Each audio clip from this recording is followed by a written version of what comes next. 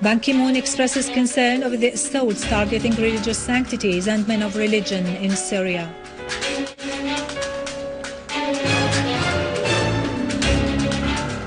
Our armed forces continue to maintain control on various parts in Aleppo, Idlib and Damascus suburbs, destroying terrorist hideouts.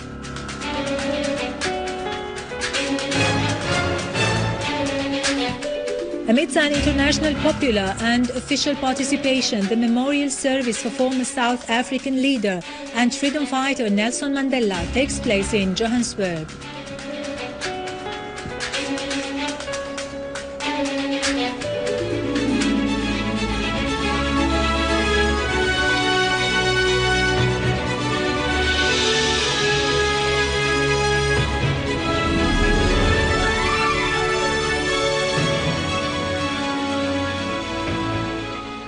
Good afternoon, ladies and gentlemen. This is Yarado Krikorian with the news in English.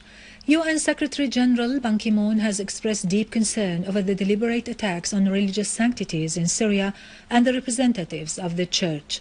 He also called for maintaining the safety of the kidnapped nuns of Raqqa convent in Ma'lula. In a statement posted at the website of the UN News Center today, Ki-moon expressed the UN rejection of targeting people on the basis of their religion or ethnic identity. The statement pointed out that the UN Secretary General joins all appeals to maintain the safety of the nuns and all the kidnapped in Syria, referring to the necessity to protect civilians in Syria. On the other hand, the UN expressed extreme annoyance over the targeting of worshipping places and men of religion in Syria, asserting that those fears have recently increased after kidnapping 12 nuns of Raqqa convent in Ma'lula.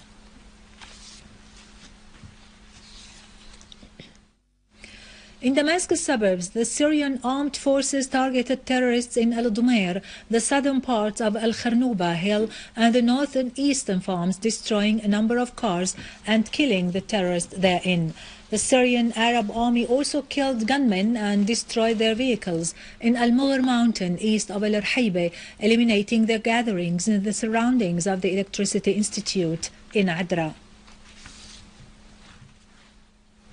The Syrian Arab army has completely eliminated armed terrorist groups and destroyed their cars loaded with weapons and ammunition in the towns and villages of Aleppo Governorate. A large number of terrorists were killed or wounded in Al-Sukkari, Al-Zbaydiyya, Salah ad-Din and Al-Haydariya neighborhoods, as well as the youth's housing complex in Al-Ashrafiyya district. The Syrian Arab army units also destroyed terrorist hideouts in the villages of Sheikh Said, Al-Layramoun, the surroundings of Aleppo Central Prison and the vicinity of Al-Kindi Hospital. In Idlib, the Syrian Arab army has also eliminated terrorist groups in Sarmin and Nahla in Ariha suburbs and destroyed a number of cars loaded with arms and ammunition. The Spanish Mundo Daily has declared that its correspondent Javier Espinosa and cameraman Ricardo Garcia Villanova were kidnapped in the governorate of Raqqa near the borders with Turkey on the 16th of last September by the Qaeda-linked so-called Islamic State of Iraq and Levant organization. The Daily added that both journalists were getting ready to leave Syria after 2 weeks of press work. The French Atlantico website had disclosed on the 22nd of last month that 16 foreign journalists were either detained or missing in Syria, referring to the responsibility of the so-called the Islamic State of Iraq and Levant organization and other terrorist groups for the kidnapping of foreign journalists in the country.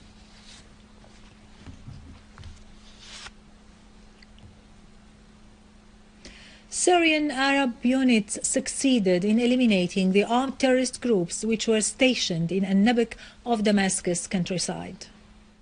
Residents of al-Nabq spoke about the criminal acts which were committed by the terrorists, including sniping, burning and destruction of the houses and private properties. As part of the combing operations carried out by the Syrian Arab Army after expelling all the terrorists from the town, Army units were able to defuse a number of explosive devices planted by the terrorists in the houses of the citizens. The army units also seized a number of heavy machine guns which were used by the terrorists against civilians. Army units destroyed as well the sand barriers which were used by the terrorists to carry out their sniping against civilians. Also, a terrorist hideout was seized with all weapons and ammunition inside, including rocket-propelled grenades and missiles, as well as a large quantity of ammunition and a large number of explosive devices. Furthermore, Syrian Arab Army killed a number of terrorists who were trying to flee away by several vehicles equipped with heavy machine guns.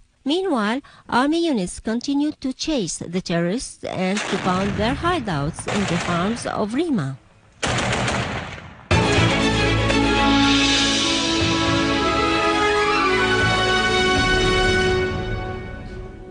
Welcome back. The Iranian Foreign Ministry has said the embargo imposed on Tehran has started to crack, pointing out that the Iranian negotiations are trying to remove the embargo and establish Iran's right to uranium enrichment on Iranian territories.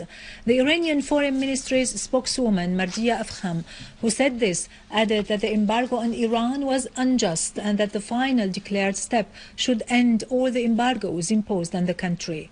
Afkham added that the embargo had had no effect on Iranian scientists in the past years, and Iran would resort to diplomatic means and legal action to reinstitute the Iranian people's right to possess nuclear technology.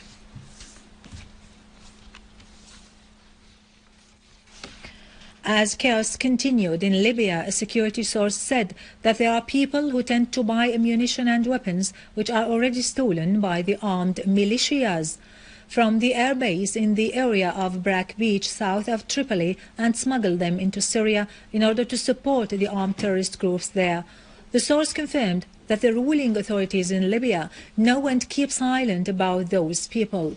The source pointed out that explosions that take place in the storehouses of weapons near the airbase of Brak Beach are all contrived and carried out by people belonging to the armed militias in the region. Finally, presidents and prime ministers, celebrities and royals joined tens of thousands of South Africans to pay tribute to Nelson Mandela in a memorial service in soccer stadium city of Johannesburg, celebrating the global symbol of reconciliation. Among the participants there was the US President Barack Obama, the French Francois Hollande, Palestinian President Mahmoud Abbas, and the UN Secretary General Ban Ki-moon.